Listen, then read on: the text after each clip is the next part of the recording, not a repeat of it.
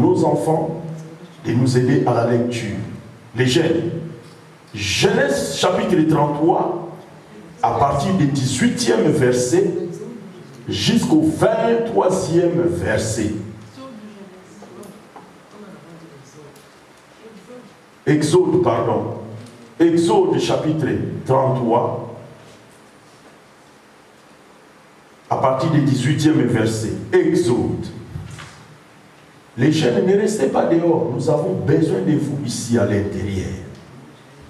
C'est le moment de la parole, nous devrions partager ensemble. Exode chapitre 33, verset 18 à 23. Qui a trouvé?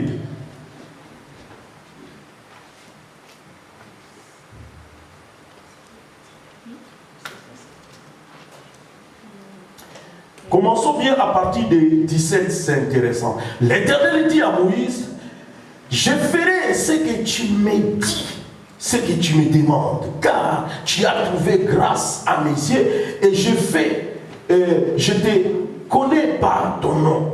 Moïse dit, fais-moi voir ta gloire. L'Éternel répondit, je ferai passer devant toi toute ma bonté et je proclamerai devant toi mon nom de l'Éternel.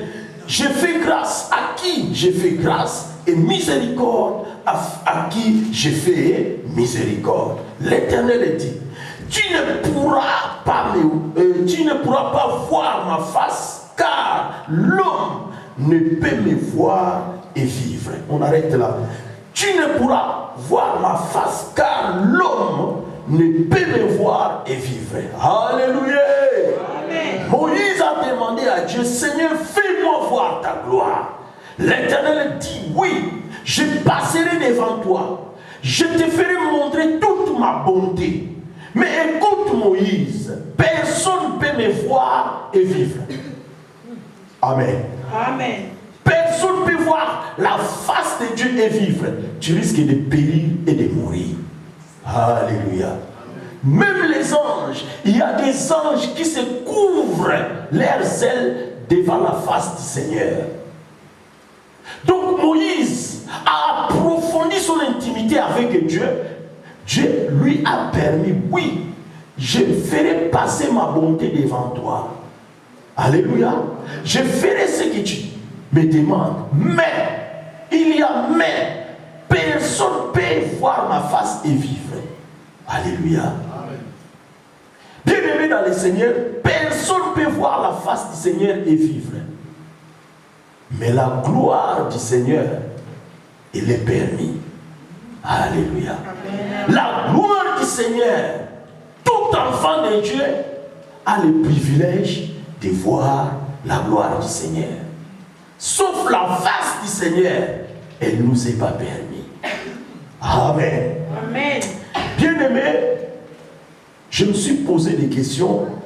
Moïse, quand il a posé cette question, laisse-moi vous relater un tout petit peu l'histoire.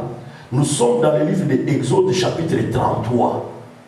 Mais quand nous retournons au début du livre de Exode, dans le 3e chapitre, nous voyons comment Dieu a interpellé ou Dieu a appelé Moïse en tirant son intention. Moïse a vu le buisson ardent, une arbre qui se brûlait mais qui ne se consumait pas. Moïse s'est détourné pour aller voir ce qui s'est passé. Et arrivant devant ce buisson ardent, il a entendu une voix audible. Ce n'était pas un rêve, ce n'était pas dans les songes. Alléluia. Amen. C'est qu'on dit chez nous qui mon ami. Il a vu en face le feu qui brûlait sur l'arbre, mais le feuillage ne se consumait pas. N'est-ce pas? C'était un miracle. Et dans le feu, il y a la voix de l'Éternel qui sortait. Moïse, Moïse, lève tes sandales, parce que le lieu où tu te tiens, il est sacré. Alléluia. Amen. Dieu a appelé Moïse, Moïse a entendu la voix. Et Dieu a envoyé Moïse de retourner en Égypte pour la libération du peuple Israël. Moïse, par les doutes qu'il avait étant humain, c'est normal, nous pouvons comprendre. Dieu lui a dit, qu'est-ce que tu as entre tes mains? C'est les bâtons des bergers. Alléluia. Les bâtons des bergers. Ces bâtons lui permettaient de monter les montagnes et de redresser les brebis. Alléluia. Amen. Dieu lui a dit, jette les bâtons par terre. Il a jeté et les bâtons s'est transformés en grand serpent. Il a eu peur. Dieu lui a dit, Dieu par la queue. Il a tenu et le bâton est retourné. N'est-ce pas un miracle? Moïse a écouté la voix du Seigneur. Il est retourné en Égypte devant Pharaon. Moïse a fait une démonstration de puissance. En jetant les bâtons se transforment en serpents. Pharaon a rigolé. Ce que tu fais là, nous pouvons, nous, mais magiciens peuvent aussi le faire. Ils l'ont fait. Alléluia. Amen. Donc, trois magiciens sont venus, ils ont jeté leurs bâtons, s'est transformé. Mais la Bible nous dit, les bâtons de Moïse a englouti, a avalé les serpents de Pharaon. Alléluia. Bien-aimé, devant, peu importe les problèmes que tu traverses, devant toutes les difficultés, bien-aimé, invoquez le nom de l'Éternel. Alléluia. Amen. Dieu est capable d'avaler ton problème là et te donner la liberté. Et la paix sera partie. Amen. Voilà les problèmes qui nous fait peur aujourd'hui. Nous croyons, oui, à la puissance de Dieu, à l'autorité de Dieu. Mais quand les attaques arrivent, quand les problèmes arrivent, les enfants de Dieu souvent sont terrassés, sont embrouillés. Nous oublions que malgré Satan a une puissance, mais nous avons un Dieu qui est le tout-puissant, capable d'avaler les serpents de Pharaon. Pharaon représentait le monde. Pharaon représentait le pouvoir satanique et diabolique. Parce que dans les temps-là, laisse-moi vous dire que l'Égypte était une grande puissance mondiale. Et l'Égypte se trouve où? En Afrique. Donc, d'après l'histoire de la Bible, même dans le monde, nous voyons que la plus grande puissance mondiale, ça a commencé en Afrique. Et laissez-moi vous ouvrir une parenthèse pour vous dire que Moïse, c'était un Africain. Alléluia! Ah, vous ne me croyez pas? Moïse, il est né où? En Égypte. Et l'Égypte, c'est où? Et un jour, j'ai posé cette question-là à mes collègues blancs, allemands. Ils ont tourné la tête, ils ont... moi, j'ai dit, mais oui, Moïse, c'était un Africain. Et la première puissance mondiale qui a colonisé l'humanité, c'était en Afrique. C'est l'Afrique qui a commencé la colonisation. Alléluia. Alors, arrêtez de croire avec les histoires qu'on nous dit, bla, bla, bla, qu'ils sont venus nous coloniser. Nous les avons colonisés avant. Alléluia. C'est-à-dire la grande puissance, grande manifestation de l'autorité, ça a commencé en Afrique. Excuse-moi d'ouvrir cette parenthèse, quand j'imagine, la Bible nous parle des jardins d'Éden, de la verdure des jardins d'Éden, où Adam et Ève, ils marchaient nus, mais ils dormaient dehors. Alléluia. Est-ce qu'ici à l'Europe, on peut dormir dehors?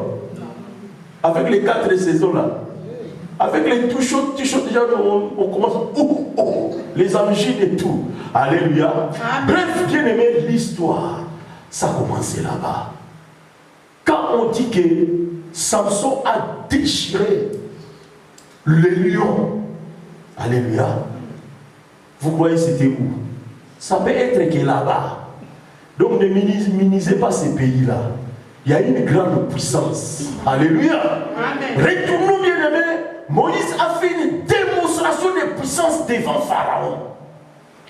Pendant des années, des temps et des temps, la Bible nous parle de 10 plaies que Dieu a frappées en Égypte. C'était la démonstration de puissance de Dieu. Jusqu'à ce que Pharaon était fatigué, il a dit, je ne vais plus risquer ma vie. Parce que Dieu a frappé tous les premiers-nés des Égyptiens. Tous les premiers-nés là, tous les enfants qui sont les nés de la famille, et même les animaux. Alléluia. Dieu les a frappés. Pharaon a remarqué que même ses gardes du corps étaient en deuil. C'est-à-dire, toute la population d'Égyptiens était en deuil. Alléluia. Bien-aimés, laisse-moi vous dire que Satan va faire pleurer tes ennemis. Amen. Celui qui te poursuit, il précipitera à la mort avant toi. Amen. Dieu, il fera éclater sa gloire. Amen. Alléluia. Amen. Il nous dit, n'enviez pas vos ennemis. Tout ce qu'ils sont en train de se vanter là, Dieu est capable de les exterminer. Il les a fait dans cette période-là en Égypte. Toute l'Égypte était en pleurs. Mais ils se croyaient être grands. Ils se croyaient être puissants. C'est comme la sorcellerie, l'envoûtement, les manipulateurs, les pouvoirs sataniques. Qu'est-ce qu'ils croient? Ils sont plus forts que toi. C'est pourquoi ils te font souffrir. C'est pourquoi ils te manipulent. C'est pourquoi ils sont en train de nous envoûter, de chercher à nous faire couler. Mais laisse que la puissance et l'autorité suprême puissent les consumer au nom de Jésus. Dieu est capable de faire mourir les sorciers qui essayent de freiner ta vie au nom de Jésus. Bien-aimés, c'est pourquoi nous prions, Seigneur, fais-nous voir ta gloire. Prions et continuons à prier. Dieu a la capacité d'exterminer et de précipiter jusqu'à la mort tes ennemis. Parce qu'il faut que nos ennemis, d'autres puissent couler pour nous laisser tranquilles, pour que nous puissions progresser, pour que la vraie délivrance puisse rentrer dans votre vie de famille. Parce que vous savez, il y a beaucoup de familles, Dieu les a destinées pour aller adorer Dieu. Dieu les a destinés pour de grandes choses, mais qui causent des blocages, des blocages, des malheurs, des souffrances. Ça ne vient pas de Dieu. Alléluia. Dieu nous a destinés pour des